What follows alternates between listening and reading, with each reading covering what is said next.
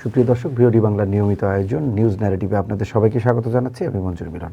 আপনারা জানেন যে সমসাময়িক নানা বিষয় নিয়ে আমাদের এই আয়োজন, আর এই আয়োজনে আমাদের সাথে আজকে আমাদের স্টুডিওতে উপস্থিত হয়েছেন বাংলাদেশ জাতীয়তাবাদী দল বিএনপির সহদপ্তর সম্পাদক অ্যাডভোকেট তাইফুল ইসলাম টিপু। টিপু ভাই, আপনাকে ভিওডি বাংলার স্টুডিওতে স্বাগত জানাচ্ছি। আপনাকে ধন্যবাদ। আমরা আলোচনা শুরু করতে যাচ্ছি। আমরা আজকে দেখলাম যে এনসিপির একজন নেতা, যিনি প্রতিনিয়তই নানান নেতিবাচক মন্তব্য করে তিনি আসলে নিউজের হেডলাইন হিসেবে থাকছেন, নাসিরউদ্দিন পাটোয়ারি, তিনি আজকে বললেন যে নির্বাচন কেন্দ্রিক একটা সমঝোতা চলছে বা সমঝোতা হয়ে গেছে জামায়াত এবং বিএনপির মধ্যে। আপনি আপনার এই বিষয়ে আসলে আপনার মন্তব্য কী?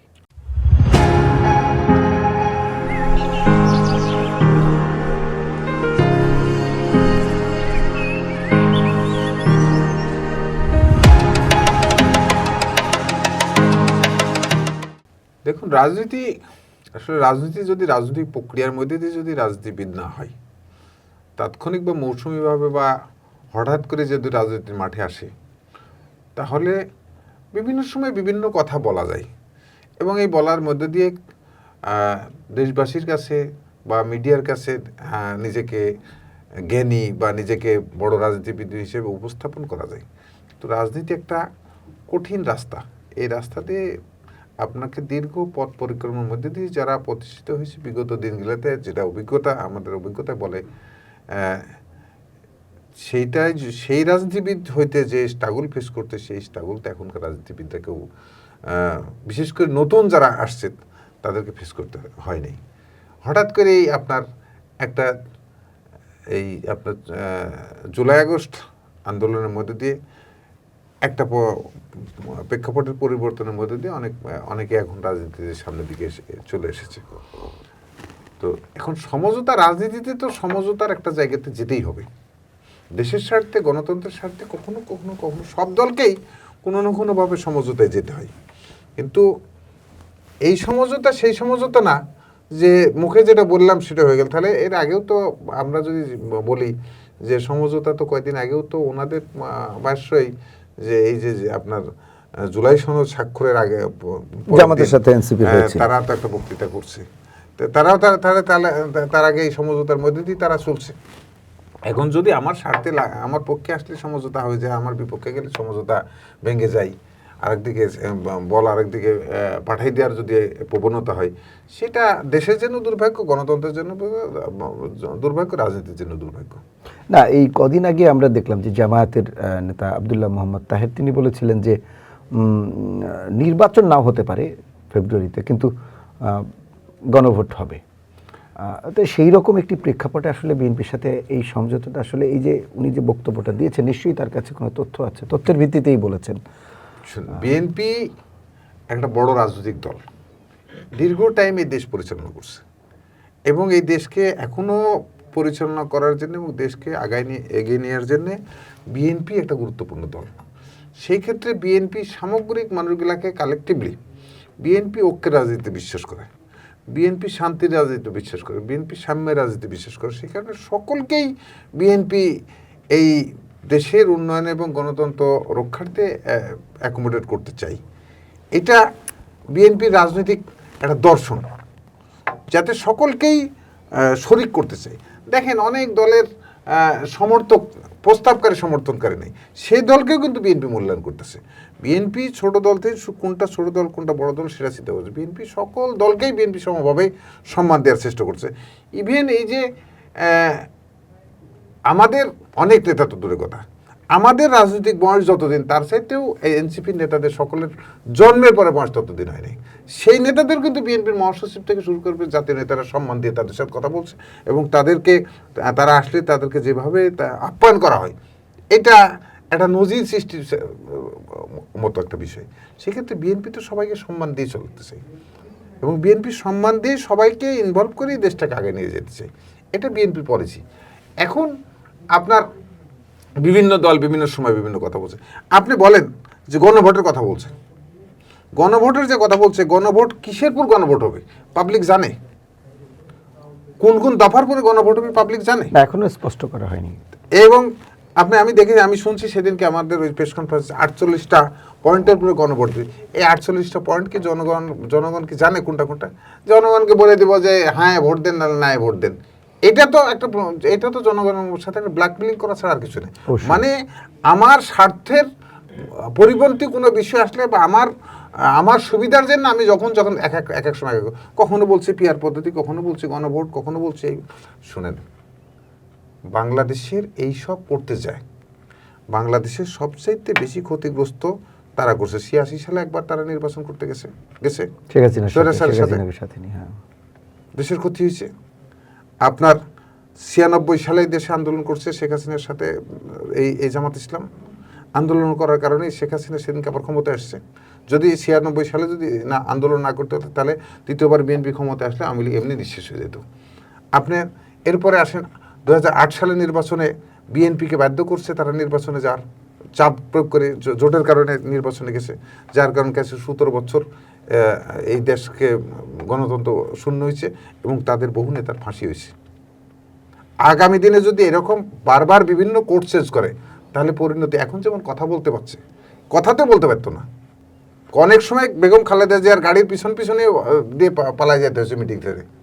এখন যে কথা টুকটাক বলার পরিবেশ আসছে, ওনারা যে খেলা খেলতে নামছে, আমার কাছে শঙ্কিত যে আগামী দিনে আরো বড় পে করতে হবে।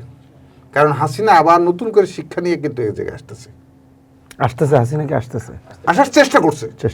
তো যদি কোনো কারণে যদি এদের এইসব আমাদের বর্তমানে বাংলাদেশে যে সব রাজনৈতিক দলগুলি আছে, সেই দলগুলির বিভিন্ন অপকৌশলের কারণে তো ওরা আসার সুযোগ বিগত দিনগুলোতে পেয়েছে। তো 96 সালে আন্দোলন না করলে, হাসিনার সাথে আন্দোলন না করলে কিন্তু হাসিনা দ্বিতীয়বার ক্ষমতা 96 সালে ক্ষমতা আসতে পারে না। ক্ষমতায় 96 সালে না আসলে এমনি আওয়ামী লীগ শেষ হয়ে যায়। আপনার 8 সালে যদি সেই সময় যদি তারা যদি নির্বাচনের জন্য বিএনপিকে যদি চাপ দিয়ে বাধ্য না করতো জোটের কারণে, তাহলে তো আজকে 17 বছর আওয়ামী লীগ ক্ষমতায় থাকতো না, তাহলে এত বাংলাদেশের মানুষের এত ক্ষয়ক্ষতি হতো না এবং হাসিনা এতদিন থাকতে পারতো না। তো সেই কারণে আমি সকল রাজনৈতিক দলকে বলবো যে চিন্তা করে কথা বলতে হবে। আবার আজকে ধরেন এনসিপি নেতাদের যে কথা বলছে, এনসিপি নেতারা এক এক সময় কথা বলছে। আপনার এই 1 বছরে এনসিপির যারা দায়িত্বে আছে, 17 দিনের আন্দোলনের ফসলে, সারা দেশের মানুষের, সাধারণ মানুষের আন্দোলনের ফসলে তারা ক্ষমতায় আজকে গেছে। তাদেরও অনেকের চেহারা চেঞ্জ হয়ে গেছে। চাইছে চাকরি, পেয়ে গেছে উপদেষ্টা। পিএসরাও 100 কোটি টাকার মালিক হয়েছে। সেখানে পিএসকে বিদেশে যাইতে আজকে অনেক কথা বলছে অনেকেই। তারা সারা দেশে যে ঘুরে বেড়াচ্ছে, প্রোগ্রাম করে বেড়াচ্ছে, তার জন্য একটা খরচ আছে না? আমরা রাজনীতি করি, আমরা বুঝি না রাজনীতি করতে গেলে কত টাকা খরচ হয়? অবশ্যই। এর উৎস কোথায়? আজকে তো যদি কোনো কারণে দেশের যদি পরিস্থিতি খারাপ হয়, বিএনপি কিন্তু আবার টিকে থাকবে। বিএনপি 17 বছর কিন্তু লড়াই করে টিকে থাকছে। তারা দেশে বিদেশে কোথাও কিন্তু থাকার জায়গা পাবে না। যারা আজকে বিভিন্ন কথাবার্তা বলছে বিএনপির বিরুদ্ধে, বিভিন্ন রকম অপপ্রচার চালাচ্ছে, আমি তো বললাম যে দেশে বিদেশ বাংলাদেশের রাজনীতিতে বিএনপি সকল পরিস্থিতি মোকাবেলা করে কিন্তু বিএনপি রাজনৈতিক দল, এবং আগামী দিনেও কিন্তু আমরা থাকবো। যদি কোনো পরিস্থিতির সৃষ্টি হয় আর যদি ফ্যাসিবাদ যদি ফিরে আসে, তাদের সাথে লড়াই করে কিন্তু বিএনপি টিকে থাকবে। কিন্তু আজকে যারা এই যে কথা বলছে, বড় বড় কথা বলছে, তারা কোথায় যাবে? বিদেশে গেলেও তো তাদের দাফন করার লোক ঠিক মতো পাবে না। আমরা কিছুদিন আগে সেই কারণে নাহিদ ইসলামকে বলতে শুনেছিলাম, বিএনপির কাছেই তারা নিরাপদ, তারেক রহমানের কাছে তারা নিরাপদ। বিএনপিকে না নেড়ে গণতন্ত্রের স্বার্থে বিএনপির সাথে ঐক্যবদ্ধভাবে কাজ করলেই তারা নিরাপদ হবে। না, আমরা তো বেশ কিছুদিন আগে দেখলাম যে নাগরিক ঐক্যের এনসিপির আহ্বায়ক নাহিদ ইসলাম বললেন যে কয়েকজন উপদেষ্টা এক্সিট খুঁজছেন, এক্সিট চাচ্ছেন, বা তারা মানে নিরাপদে দেশ ছাড়া নির্বাচনের পরবর্তী সময়, এরকম একটা এক্সিট। এই প্রশ্নের পরে কিন্তু ব্যাপক প্রতিক্রিয়া দেখা দিয়েছে উপদেষ্টা পরিষদে। আপনার কথা সূত্র ধরেই আমি বললাম যে তারা বলছেন যে না, কেউ এক্সিট চাচ্ছে না। তারা মানে জনসম্মুখে এসে বিষয়গুলো স্পষ্ট করেছেন এবং নাহিদ ইসলামের এই বক্তব্যের প্রতিক্রিয়া জানিয়েছেন এবং সমালোচনা করেছেন। নাহিদ ইসলাম রায় তো উপদেষ্টা মণ্ডলীতেই তো ছিল। উপদেষ্টা মণ্ডলীতে যারা আছে নাহিদ ইসলামেরই তো কলেজ, তিনি অনুধাবন করেছেন এটি। নাহিদ ইসলামের কলেজ ছিল না, এবং এখনো যারা আছে নাহিদ ইসলামের কয়েকরা। আমি তো বললামই তো যে উপদেষ্টা শুধু না, নাহিদুল ইসলামকেও তো এক্সিট খুঁজতে হবে। যদি বিএনপি এই দেশের যদি নেতৃত্বে না থাকে, তাহলে নাহিদুল ইসলামকে তো এক্সিটের রাস্তা খুঁজতে হবে। অবশ্যই আমরা একটু ভিন্ন বিষয়ে আলোচনা করতে চাচ্ছি। আমরা দেখলাম যে বেশ কদিন ধরে দেখলাম যে কিছু কিছু জায়গায় কিছু হিন্দু লোকজন, সনাতনী লোকজন, যে ভোট ব্যাংক, একটা বিশাল ভোট ব্যাংক বাংলাদেশে, সেই ভোট ব্যাংকটির উপর আসলে অনেক সব দলেরই একটি নজর ছিল। এরকম প্রেক্ষাপটে দেখলাম জামায়াত ইসলামীতে যোগদান করছে কিছু কিছু জায়গায়। এই বিষয়টি নিয়ে কি বিএনপি চিন্তিত কিনা যে আসলে এই ভোট ব্যাংকটির দিকে জামাত হাত বাড়িয়েছে এবং ভাগ বসিয়েছে? বিএনপির একটা প্রত্যাশা ছিল যে এই ভোট ব্যাংকটি বিএনপিকে সমর্থন দেবে, সব রাজনৈতিক দলেরই, সম্ভবত বিএনপি বড় রাজনৈতিক দল হিসেবে, একটা উদার গণতান্ত্রিক রাজনৈতিক দল হিসেবে, একটা মধ্যমপন্থী দল হিসেবে বিএনপি বেশি প্রত্যাশা করেছিল। দেখুন, বিএনপি হচ্ছে ধর্মীয় মূল্যবোধে বিশ্বাসী একটা দল। বিএনপি হচ্ছে সকল ধর্মের বর্ণের মানুষ সম্মিলিতভাবে এদেশে বসবাস করবে এবং এদেশের সকল বিষয় তাদের যতটুকু অধিকার ভোগ করবে। এটাই তো চায় বাংলাদেশি জাতীয়তাবাদের একটা মূল দর্শন। এর ভিত্তিতেই কিন্তু বিএনপি পরিচালিত হয়। এবং সেই ক্ষেত্রে আমরা কারো ভোট বিশেষভাবে টানতে হবে এটার সাথেও যেমন বিএনপি একমত না, আবার কাউকে বাদ দিতে হবে এটার সাথেও কিন্তু বিএনপি একমত না।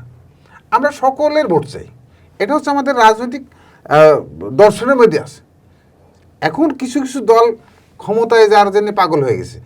যখন মির্জা ফখরুল ইসলাম আলমগীর বলছে সকল দলের অংশগ্রহণের মধ্যে দিয়ে নির্বাচন করতে হবে, তখন তারা চিৎকার করেছে আওয়ামী লীগকে নির্বাচন করতে হবে। তা আওয়ামী লীগকে তুমি নির্বাচন করতে দিবা না, ঠিক আছে, ভালো কথা। আবার আওয়ামী লীগের ভোটের জন্য আওয়ামী লীগের দ্বারা ঘুরতেছ। আপনি ভারতের বিরুদ্ধে কথা বলতেছেন, আবার ভারতের যারা অনুসারী তাদের ভোটের জন্য দ্বারা ঘুরতেছেন।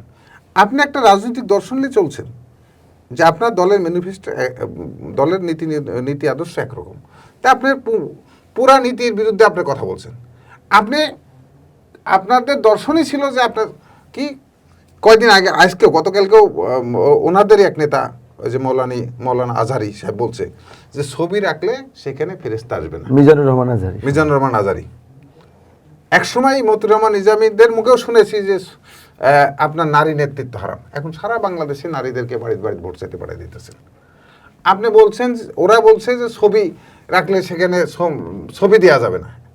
আপনি 91 সালের নির্বাচনে খেয়াল করে দেখবেন যে তাদের পোস্টারগুলোতে কিন্তু ছবি ছিল না, এখন ছবি দিয়ে ভরায় ফেলছেন। এখন বলতেছে শেখ মুজিবের ছবি থাকলেও কোনো সমস্যা নাই ভোটটা নেওয়ার জন্য। আপনার বলছেন পূজা আর রোজা এক, এটা কোনো দর্শনের মধ্যে পড়ে না। মানে ভোট কি একটা ব্যবসা হয়ে গেছে কি মনে? এখন ক্ষমতায় যাওয়ার জন্যে ধর্ম, বর্ণ, জাতি সব কিছু আপনারা ওরা গোলায় ফেলছে। কুয়ার ব্যাংক নদীতে পড়লে যে অবস্থা হয় সেই অবস্থা তাদের হয়েছে। মনে করছে যে পৃথিবীটা এরকমই, বাংলাদেশটা এরকমই। যদি 17 বছর যদি বিএনপি জামাতকে ক্ষমতা যাওয়ার একটা ঝোঁক তৈরি হয়েছে, আমি মোহ বলবো না, মানে এটা ওদের ক্ষমতায় যাওয়ার মোহটা তো বরাবরই। ওরা ভোটের রাজনীতিকে বিশ্বাস করে না, ওরা বিপ্লবের রাজনীতিতে বিশ্বাস করে। কৌশলগত কারণে মানুষকে একটা বিভ্রান্তি করে মানুষের ভোট নিয়ে একটা জায়গায় যাওয়ার চেষ্টা করতেছে। আমি আপনাকে বলি, আমরা বেঁচে থাকবো কিনা জানি না। যদি কোনো কারণে তারা ক্ষমতায় যায়, এই দেশের কোনো মানুষের নৈতিক স্বাধীনতা বলে কিছু থাকবে না। এখন তো বিভিন্ন দল ক্ষমতায় আসলে এক দল আর অফিসে যেতে পারে বা কথা বলতে পারে বা কোনো সাহায্য চাইতে পারে। তারা যদি ক্ষমতায় যায়, পিয়ন থেকে শুরু করে সচিব পর্যন্ত সকল জায়গাতে দলীকরণ করে ফেলবে। তাদের বাইরে কারো কোথাও কোনো জায়গা থাকার সুযোগ থাকবে না। আজকে দেখেন না কেন যে তাদের কৌশলগত কারণে দেখেন ডাকসু নির্বাচনে তারা কৌশল করে তাদের সাথে মানে একাট্টা হয়ে গেছে, জোট করে ফেলছে। নিজের দলের নেতাদের রক্তের সাথেও কিন্তু 1 মিনিটও বেইমানি করতে দেরি করে নাই।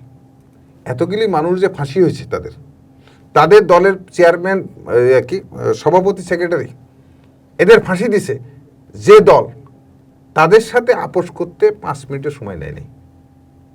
এসেই তাদেরকে সাধারণ ক্ষমা ঘোষণা করে দিয়েছিল। কখনো সাধারণ ক্ষমা ঘোষণা করছে, তখনও তাদের ভোটের জন্য সারা দেশে এখন আওয়ামী লীগকে আপনি ভোট করতে দিবেন না পার্লামেন্ট, কিন্তু তাদের ভোট নেওয়ার জন্য এখন তাদের বাড়ি ঘুরছেন।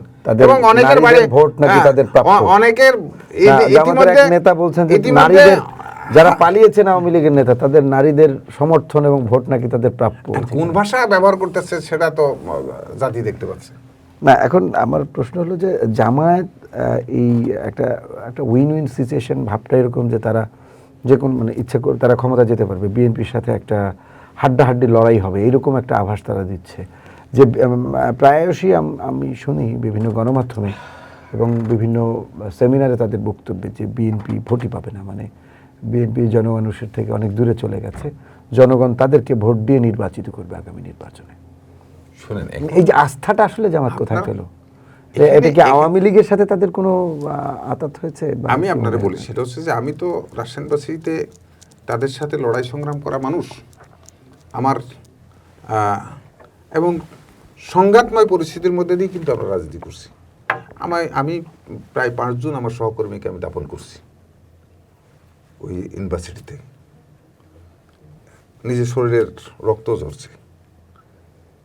ওরা সেকেন্ডে সেকেন্ডে পলিসি পরিবর্তন করতে পারে এবং তারা যত সূক্ষ্ম রাজনৈতিক এবং অর্থনৈতিক করাপশন করতে পারে এটা অন্য কোনো রাজনৈতিক দল এত পারবে না, মানে আপনি ধরতে পারবেন না, ধরতে পারবে না যদি পুঙ্খানুপুঙ্খ তাদের সাথে যদি পলিটিক্স না করে, যদি তাদের সাথে মোকাবেলা করার মতন। কারণ বিএনপিতে আমি মনে করি যে বিএনপি এখনও টোটাল জামাতের যে পলিটিক্সের যে পলিসি, এই পলিসিটা বিএনপি টোটাল পলিটিক্সটা কিন্তু এখনো হ্যাবজ করতে পারে নাই। ওরা আপনার নির্বাচনের গণনার শেষ মুহূর্ত পর্যন্ত বিভিন্ন রকম ব্ল্যাকমেলিং করবে, যা যা করার জন্য, তরি পার হওয়ার জন্য যা যা করার সব করবে। আজকে অলরেডি তারা এই কাজগুলো শুরু করে দিয়েছে, অলরেডি এই কাজগুলো শুরু। তবে আমি একটা কথা বলি যে আওয়ামী লীগের যদি তারা ভোটটা না নিতে পারে, কারণ ওরা দুইটাই কিন্তু ফ্যাসিবাদ দল। এখন আওয়ামী লীগ যদি নিজের পায়ে নিজে কুড়িল মারে, যে আওয়ামী লীগের কিন্তু হাসিনার কিন্তু একটা বদ অভ্যাস আছে যে ভাত নিজে না খাইতে বলে কুত্তা দিয়ে খাওয়া দেবে, সেই কাজ যদি হাসিনা করে তাহলে হাসিনার জন্য এবং আওয়ামী লীগের রাস্তা সারা বাংলাদেশ সারা জীবনের জন্য বন্ধ হয়ে যাবে। জামাতকে যদি তারা ভোট দিয়ে দেয় তাহলে সারা জীবনের জন্য তাদের রাস্তা বন্ধ হয়ে যাবে। রাইট, এটি একটি বিষয়, কারণ রাজনীতি দুটি ধারা তৈরি হয়ে যাবে। আওয়ামী লীগ যদি ভোট না দেয় তাদের, তাহলে যত কৌশলই করুক কোনো কৌশল দিয়ে কোনো কাজ হবে না। সিট ওই আপনার যে জায়গায় যাওয়ার দরকার সেই জায়গায় থাকবে।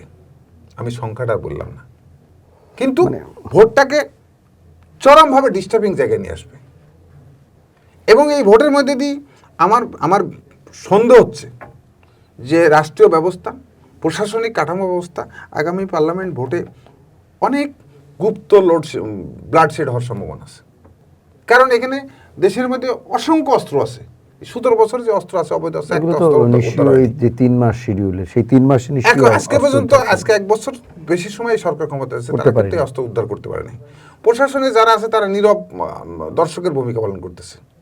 হয় আওয়ামী লীগকে স্পেস দেওয়ারই বেশি করছে, ব্যবস্থা করছে, পাশাপাশি এরাও পরিকল্পিতভাবে আপনার বিভিন্ন জায়গাতে বসার চেষ্টা করতেছে। তো সেই দৃষ্টিকোণ থেকে আমি বলবো যে আগামী নির্বাচন অত্যন্ত জটিল সমীকরণ নির্বাচন হবে। আমরা আরেকটি বিষয় দেখলাম যে শাপলা মার্কা, যেটা সেটি নিয়ে একটা সংকট তৈরি হয়েছিল যে নির্বাচন কমিশন বলেছিল এটি আমাদের তালিকায় নেই, সুতরাং এটি কাউকে দেওয়া সম্ভব না। এমন প্রেক্ষাপটে এনসিপিও তাদের জোরালো বক্তব্য থেকে তারা কখনোই সরে যায়নি, যে তারা বলছে শাপলা ছাড়া আমরা যাব না। এক পর্যায়ে দেখা গেল যে একটা প্রজ্ঞাপন জারি করে ওই তালিকায় অন্তর্ভুক্ত করা হলো শাপলাকলি। এটা কি আপনার কাছে মনে হয় যে নির্বাচন কমিশন এবং সরকার কি এনসিপির কাছে মাথা নত করলো, নাকি একটা দলকে বেশি প্রেফার করলো, নাকি শুভঙ্করের ফাঁকি? আসলে সরকার আসলে কি চাইছে? এখানে বিষয়টা আমি বলি আপনাকে, সেটা হচ্ছে যে এখানে মাথা নত তো করার বিষয় না, বিষয়টা হচ্ছে যে নির্বাচনটাকে পিসফুল করার জন্য সরকার যদি কোনো কৌশল নেয় সেটা একটা বিষয় হতে পারে।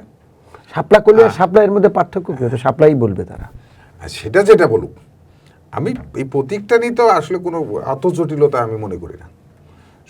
নির্বাচন কমিশনও জটিলতা সৃষ্টি করা ঠিক হয়নি, প্রথমেই দিয়ে দিলে কোনো সমস্যা ছিল না। আবার এখন এসে যে দিচ্ছে, এটাও একটা জটিলতা। আবার এখানে শাপলা না করে শাপলা কলি বলতেছে, মানে ঘোরাই পেঁচা একটা জটিলতা বিভিন্ন জন। আসলে হচ্ছে কি যে আমার মনে হয় যে আমি তো আপনাকে বললাম যে দীর্ঘ রাজনৈতিক প্রক্রিয়ার মধ্যে দিয়ে যারা রাজনীতিবিদ হয় তারা অনেক ঘাত প্রতিঘাত জানা শোনার পরে কিন্তু একটা রাজনীতিবিদ যদি লেখাপড়া নাও জানে, প্রতিদিন সে যদি রাজনীতি করে, বহু বিভিন্ন ডক্টর থেকে শুরু করে ডাক্তার, ইঞ্জিনিয়ার, গ্রামের সাধারণ মানুষ সবার সাথে কিন্তু তাকে কথা বলতে হয়। কথা বললেও এর মধ্যে দিয়ে কিন্তু একটা জ্ঞান অর্জন হয়।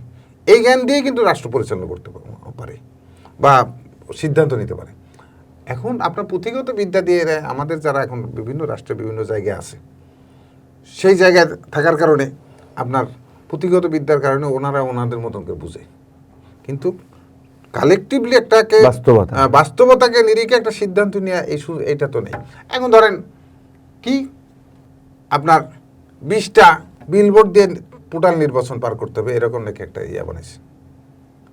নির্বাচনে পোস্টার থাকবে, এটা একটা আমেজের একটা বিষয়। ছেলেরা পোস্টার লাগাবে, পোস্টার নিয়ে মিছিল মিটিং করবে, মানুষের মধ্যে একটা ওয়েব সৃষ্টি হবে, এটা হচ্ছে একটা আপনার বিষয়। আমার 17 বছর আমরা মানুষের কাছে যেতে পারি না। আমার খালেদা জিয়া চেহারা কেমন সাধারণ মানুষ চেনে না, জিয়া রহমান চেহারা কেমন ছিল সেটা মানুষ ভুলে গেছে, তারেক রহমানের চেহারা কেমন সেটা মানুষ ভুলে গেছে। তা আমাকে তো মানুষের কাছে যাওয়ার জন্য এই পোস্টার ছবি দিয়েও তো আমাকে একটা ওয়েব সৃষ্টি করতে হবে। এখন ইনারা বলে দিচ্ছে কি যে আপনার ওই বিলবোর্ড দিতে হবে, বিলবোর্ড, পোস্টার দেওয়া যাবে না, পোস্টার দেওয়া যাবে না। মানে এক এক সময় এক নিজেকে জ্ঞানী প্রকাশ করাটা হচ্ছে একটা বীরত্বের আমাদের দেশে যারা আমরা তো ইউরোপ আমেরিকা হয়ে যায়নি যে বাংলাদেশ। ধরেন আমাদের ডক্টর ইউনূস সাহেব, উনি অনেক শিক্ষিত মানুষ, উনি বড় চেয়ারে বসছে, ওনার নোবেল বিজয় আছে, কিন্তু রাষ্ট্র পরিচালনার জন্য বেগম খালেদা জিয়া কিন্তু অতটুকু লেখাপড়া। রাষ্ট্র পরিচালনায় খালেদা জিয়ার যে দক্ষতা, যে যোগ্যতা, তার ধারে কাছে ইউনূস আছে। খালেদা জিয়ার যে ওয়েট, খালেদা জিয়া দলের চেয়ারপারসন, এখানে ওইরকম হাজারো ডক্টরেট খালেদা জিয়া নিয়ন্ত্রণ করছে, টু শব্দ ছাড়াই। খালেদা জিয়া দাঁড়াইলে লক্ষ লক্ষ মানুষ, আজকে যদি বাংলাদেশে খালেদা জিয়া যদি দাঁড়ায়, যদি পল্টন ময়দানে বলে যে এইটা এই হবে, বাংলাদেশের মিনিমাম 10 কোটি মানুষ সেটাকে সমর্থন করবে। কিন্তু ডক্টর ইউনূস যদি বলে, সমাধান হবে। ডক্টর ইউনূস যদি ক্ষমতায় বসার পরে যদি রাজনৈতিক দলগুলোর সাথে যদি প্রতিনিয়ত আলাপ আলোচনার মধ্যে দিয়ে যদি উনি যদি রাষ্ট্র চালাতো, এর সাথে অনেক ভালো চালাতে পারতো। উনি আই ছাত্রদের একবার আবার মানে এই অর্বাচীন বাচ্চাদেরকে নিয়ে উনি বর করলো যে এদের নিয়ে চলবো। প্রথম দিনই তো গরু ছাগলের হাট বসায় ফেলছে। আপনার ক্যাবিনেট গঠনেই তো আপনার গরু ছাগল হাট বসায় ফেলছে। এটা রিপেয়ার করতে এখন আর শেষ মুহূর্তে পর্যন্ত আছে।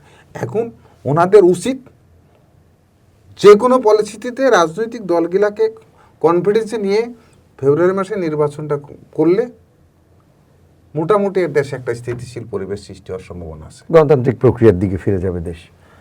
আমার শেষ প্রশ্ন আপনার কাছে সেটি হলো যে সরকারের অনেক সংকট রয়েছে, আমরা জানি এই সরকার নির্বাচিত নয়। সেক্ষেত্রে আমরা দেখছি যে বিএনপি, জামায়াত এবং এনসিপি আমরা দেখছি একে অপরের সাথে একটা ডিবেটে ব্যস্ত সবসময়, পাশাপাশি সরকার সমালোচনাও করছে এবং সবাই কিন্তু এই বিষয়টি বলছে যে ডক্টর ইউনূস আমাদের সরকার এবং তাকে কোনোভাবে ব্যর্থ হতে দেওয়া হবে না। এরকম প্রেক্ষাপটে আসলে সামনে নির্বাচন নিয়ে কিছু শঙ্কার কথা আপনি বলছেন ইতিমধ্যে, অস্ত্র উদ্ধার হয়নি এখনও, পাশাপাশি অনেক গুপ্ত হত্যা বা এই ধরনের ঘটনা ঘটতে পারে, আশঙ্কা আছে। তো এই অল্প সময়ের মধ্যে আসলে সরকার এগুলো কিভাবে রিকভার করবে এটা সরকার নিশ্চয়ই ভেবে দেখবে, রাজনৈতিক দলগুলোকে নিয়ে এবং অন্যান্য অর্গান যারা আছে। তো সব কিছু মিলিয়ে আপনার সরকারের কাছে প্রত্যাশা কি আর আহ্বানটা কি থাকবে এই সংকটগুলো সমাধানে? বিভিন্ন রাজনৈতিক দল বিভিন্ন মাঠে বিভিন্ন রকম কথা বলবে, এটা মাঠের কথা আর রাজনৈতিক পলিসির কথা এক না।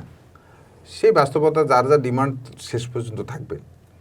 সরকার যদি একটু আন্তরিক হয় এবং রাজনৈতিক দলগুলোর সাথে যদি প্রতিনিয়ত আলাপ আলোচনার মধ্য দিয়ে যদি একটা সিদ্ধান্তের দিকে যায়, তাহলে আমার বিশ্বাস যে সরকার তার লক্ষ্যে পুষতে পারবে এবং সরকারের বিকল্প কোনো রাস্তা নেই। সরকারকে এখন রাজনৈতিক দলগুলোর সাথে আলাপ আলোচনার মধ্য দিয়ে একটা যতটুকু সম্ভব সেই পরিমাণ